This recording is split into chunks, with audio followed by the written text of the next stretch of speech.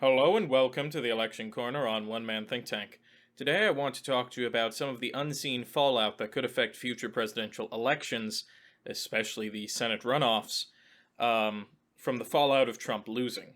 And I think it is best represented by this, an article by theindependent.co.uk, which is QAnon falls silent after Election Day.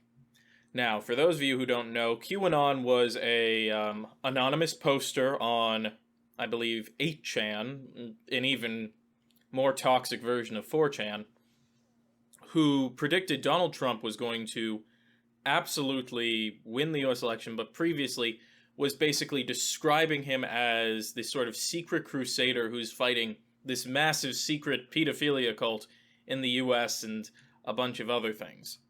Yeah, see, Trump is fighting the fight against a deep state cabal of Satan-worshipping pedophiles, partially run by the Democratic Party, who are involved in a global child sex trafficking ring, as well as many other things.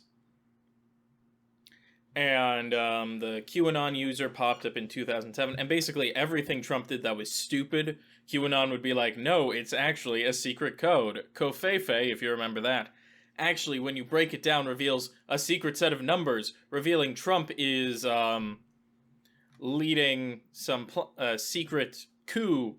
And the last that was really heard was the fact that Trump was going to super duper win the election, and that he had trapped Democrats in a secret plan where he's made the fake mail-in ballots easy to trace, so they were all going to be arrested after Election Day.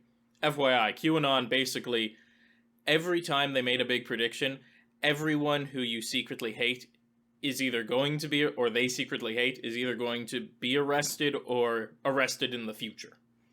So, if they disliked Obama, Obama's actually secretly in prison and they're using a doppelganger Obama type thing.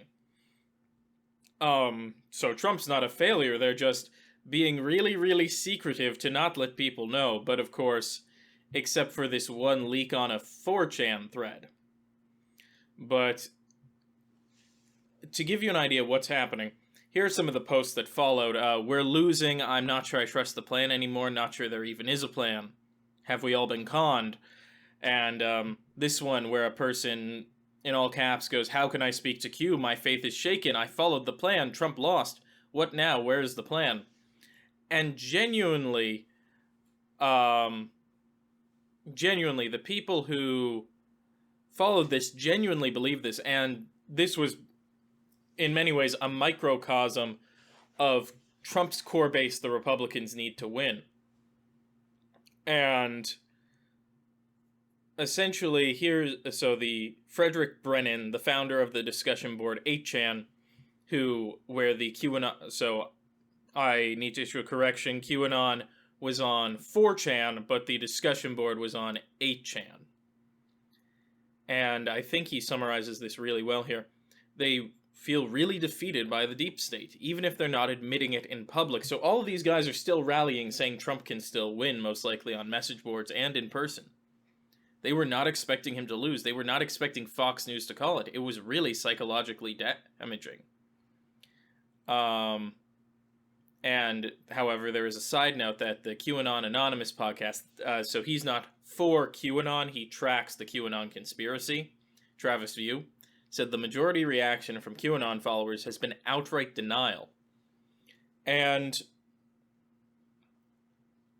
so many are still loyal to him, but a lot have had their faith shaken in this. And this is, like I said, a microcosm. There are many, many Trump supporters out there right now who genuinely thought he was going to win in a landslide, even if they weren't involved in QAnon or Fox News watchers. I mean, Fox News was making predictions that showed Trump potentially supremely winning on Election Day, easy to call, and now Fox News was basically the guys who put the nail in Trump's coffin. I wouldn't be shocked if there were many Trump supporters and more classic Republican supporters who have been sucked in by Fox News, brainwashing of my dad types, who watched as Fox News immediately turned around and went, oh yeah, Trump lost. It's super obvious. In no contention. It's over for him. We just can't call it because we're waiting on the remaining Pennsylvania ballots. At the very least, that is a betrayal in their eyes, and at the very most, probably a complete crushing destruction of their beliefs.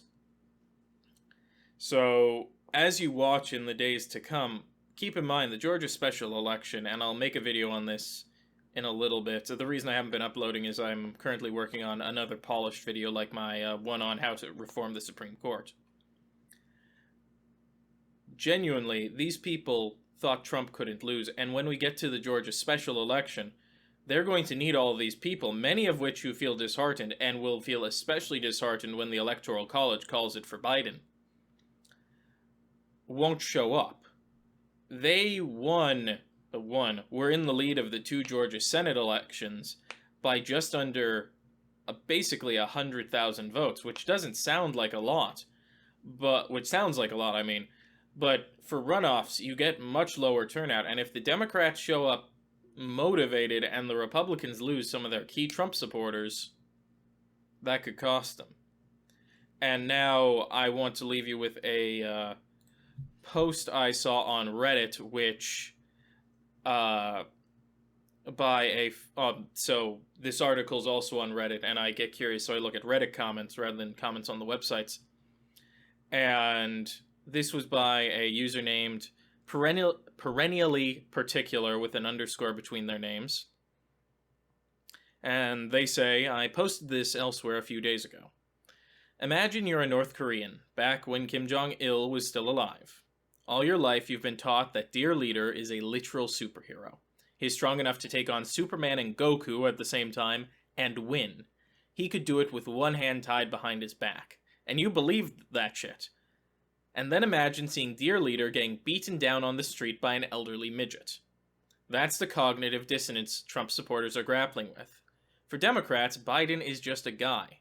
Plenty of us don't even think he was the best person for the job, so we were prepared for the possibility he might lose. Trump supporters were not prepared for him to lose, because to them it wasn't just a president losing an election, it was a demigod being toppled by a mere mortal. And that's the mentality we really need to look at. When we look back at the polls, we're annoyed because they mispredicted Democrats' wins in certain states. They ended up biasing towards the incumbent again. See my election breakdown for more on that. But most importantly, they thought the polls were just wrong. Biden couldn't possibly be in the lead. Not because, there might be data miscollection or something like that, but because it was a conspiracy. Everyone was going to show up for Trump. And then they didn't. So with all that being said, if you liked the video, drop a like down below, and also feel free to leave a comment. If you want to see more from the channel, click the subscribe button and the notification bell so you can be alerted when new content is released.